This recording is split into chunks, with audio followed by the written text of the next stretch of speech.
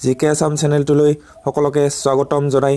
পুনৰ আজি আমি সমাজ বিজ্ঞানৰ ইতিহাসৰ ওপৰত আলোচনা কৰিবলৈ আহিছো আৰু এই প্ৰশ্নকেটি সম্পূৰ্ণ পাঠ্যক্ৰম অনুসৰি লোৱা হৈছে টেটৰ সিলেবাস মতে লোৱা হৈছে টেটৰ যি সিলেবাস দিয়া আছে তাৰ ওপৰত ভিত্তি কৰি প্ৰশ্নকেটি লোৱা হৈছে আৰু এই প্ৰশ্নকেটি কোনো ধৰণৰ গাইডবুকৰ পৰা লোৱা হোৱা নাই ইয়াত সম্পূৰ্ণৰূপে অসম সৰ্বশিক্ষাৰ ক্লাছ 6 7 8 সমাজ বিজ্ঞানৰ কিতাপৰ পৰা লোৱা হৈছে আৰু এইটো খণ্ড 2 যদি আপোনালোকে প্ৰথম খণ্ডটো চোৱা নাই ডেসক্ৰিপচনত লিংক দিয়া হৈছে তাত গৈ চাব পাৰো আশা কৰো সকলোৱে ভিডিওটো শেষলৈকে চাব আহকচোন আমি ভিডিওটো আৰম্ভ কৰো ইয়াৰ প্ৰথম প্ৰশ্নটো দিয়া আছে উদৰ শিক্ষা সংস্কাৰ আঁচনি প্ৰৱৰ্তন কৰিছিল ক ৱাৰেন হেষ্টিংছ খ লৰ্ড ডেলহাউসি গ লৰ্ড কেনিং খ লৰ্ড কাৰ্জন আৰু ইয়াৰ শুদ্ধটো হ'ল লৰ্ড কেনিংয়ে উদৰ শিক্ষা সংস্কাৰ আঁচনি প্ৰৱৰ্তন কৰিছিল আৰু এই লৰ্ড কেনিং আছিল প্ৰথম ভাইসৰয় মনত ৰাখিব প্ৰথম ভাইসৰয় কোন আছিল তেনেকৈ আহিব পাৰে তেতিয়া হ'ল লৰ্ড কেনিং দুই নম্বৰ প্ৰশ্নটো আছে নিয়ন্ত্ৰণকাৰী আইন বা ৰেগুলেটিং এক্ট কিমান চনত বলবৎ কৰা হৈছিল ক 1793 চনত ক 1773 চনত গ 1790 চনত খ 1795 চনত আৰু এই নিয়ন্ত্ৰণকাৰী আইন বা ৰেগুলেটিং এক্টখন 1773 চনত বলবৎ কৰা হৈছিল মনত ৰাখিব 3 নম্বৰ প্ৰশ্নটো আছে পলাচী যুদ্ধ কিমান চনত হৈছিল ইয়াৰে সঠিক আছে ক 1757 চনত খ 1857 চনত গ 1760 চনত খ 1871 চনত মনত ৰাখিব পলাচী যুদ্ধ সিপাহী বিদ্ৰোহৰ 100 বছৰ আগত পলাচী যুদ্ধ হৈছিল আৰু ইয়াৰে শুদ্ধ উত্তৰ হ'ব 1757 চনত মনত ৰাখিব ৰবাৰ্ট ক্লাইভ আৰু বংগৰ নবাব সিৰাজউদ্দৌলাৰ মাজত এই পলাচী যুদ্ধ হৈছিল আৰু পলাচী যুদ্ধত পিছতেই ব্ৰিটিছ শাসনৰ কি হৈছিল আৰম্ভ হৈছিল ব্ৰিটিছসকলে সম্পূৰ্ণৰূপে ভাৰতত শাসন কৰিবলৈ আৰম্ভ কৰিছিল পলাচী যুদ্ধৰ পিছতে 4 নম্বৰ দিয়া আছে ব্ৰহ্ম সমাজ প্ৰতিষ্ঠা কৰিছিল ইয়াত দিয়া আছে ক ৰাজা ৰামমোহন ৰায় খ স্বামী বিবেকানন্দ গ স্বামী দয়ানন্দ সৰস্বতী খ কেশৱ চন্দ্ৰ সেন আৰু ব্ৰহ্ম সমাজ প্ৰতিষ্ঠা কৰিছিল ৰাজা ৰামমোহন ৰায় আৰু এই ব্ৰহ্ম সমাজ কেতিয়া প্ৰতিষ্ঠা হৈছিল বুলি প্ৰশ্ন আহি যাব পাৰে তেতিয়া হলে 1828 চনত ব্ৰহ্ম সমাজ প্ৰতিষ্ঠা হৈছিল 5 নম্বৰ দিয়া আছে সতীদাহ প্ৰথা কোনজন গভৰ্ণৰ জেনেৰেলে বন্ধ কৰিছিল ইয়াত কৈ আছে উইলিয়াম বেণ্টিং খ ৱাৰেন হেষ্টিংছ গ লৰ্ড কাৰ্জন খ লৰ্ড ডেলহাউসি আৰু সতীদাহ প্ৰথা উইলিয়াম বেণ্টিঙে বন্ধ কৰিছিল উইলিয়াম বেণ্টিঙে কাৰ প্ৰচেষ্টাত ৰাজা ৰামমোহন ৰায়ৰ বলিষ্ঠ ভূমিকাত সতীদাহ প্ৰথা উইলিয়াম বেণ্টিঙে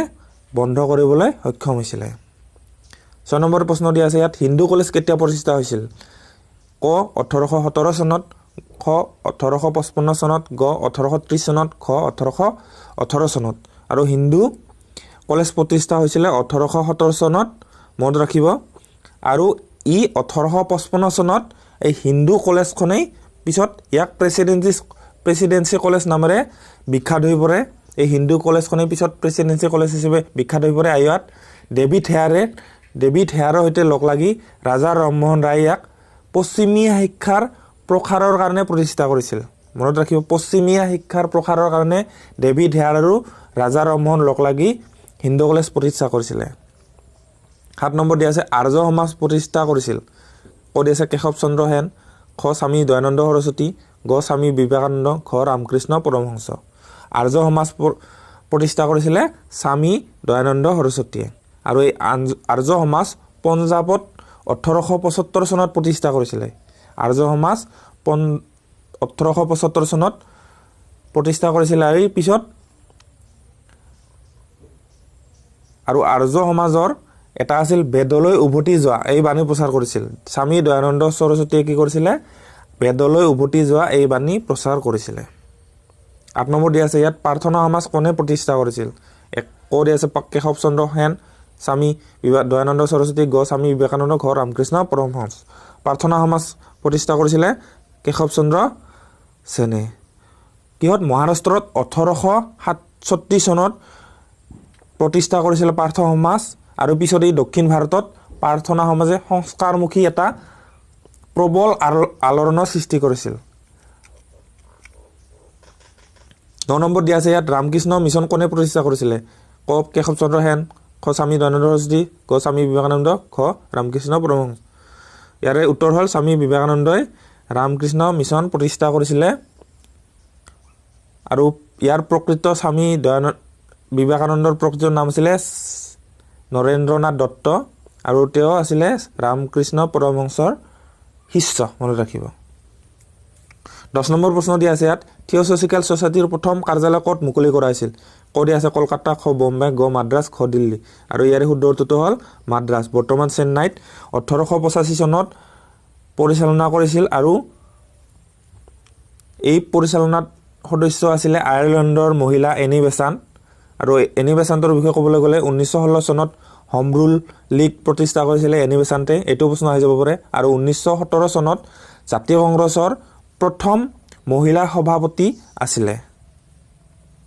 11 নম্বৰ প্ৰশ্ন আছে মানে প্ৰথম আক্ৰমণ কৰিছিলে অসম আক্ৰমণ কৰিছিল ক 1817 চনত খ 1819 চনত গ 1821 চনত খ 1824 চনত আৰু মানে প্ৰথমে অসম আক্ৰমণ কৰিছিলে 1817 চনত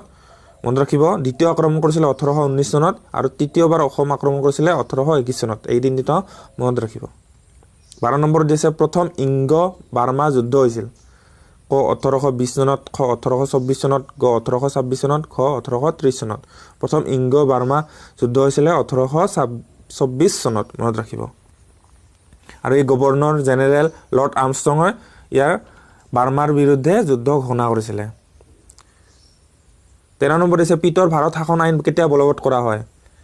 ইয়াত ক 1784 চনত খ 1880 চনত গ 1891 চনত খ 1895 চনত আৰু ইয়াৰে শুদ্ধ উত্তৰটো হ'ল 1784 চনত